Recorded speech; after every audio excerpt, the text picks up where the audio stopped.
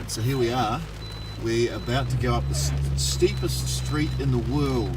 This is in the Guinness Book of Records, steepest street in the world. It's Baldwin Street. The street's up here. Quick, quick, quick on the street. This is the Baldwin Street, so we're about to go up it here. They have races up it. It's pretty wet, so hopefully you don't slide backwards. She's pretty steep at the moment. You probably can't tell on the video. And now it gets a little bit steeper. Almost need to go into four-wheel drive. It's about 45 degrees angle at this point, which is pretty cool.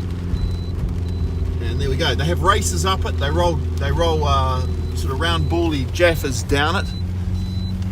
And oh, here we go. There's a little plaquey thing at the top. Is it Baldwin Street saying something about being the?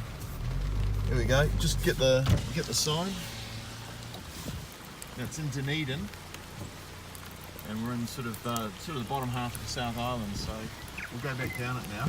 Now the point is, there's really nothing spectacular about this street other than the fact if it was the third steepest street in the world, it'd be no big deal. Get the downhill run.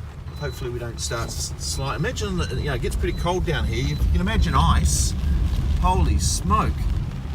It's just wet at the moment. But if it was the third steepest street in the world, it'd be nothing. But I wouldn't say. Well, it is a tourist attraction, and it's important. Everybody in New Zealand knows Baldwin Street because it's the steepest street in the world.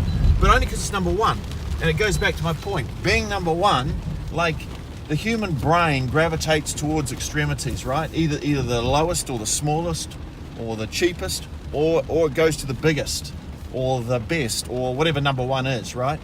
Who was the first man on the moon? Who was the first black president? We all know these things. Who was the first man on top of Everest, right? Hillary. We know all these people because they're first or they're number one. So, it's massively important if you're running a business. Obviously, you want to stand out. But one of the better strategies is to stand out because you're number one in something. So what can you be number one in? That's a good question. Ask yourself that. What can you be number one in? And that's it. That's the message for the day.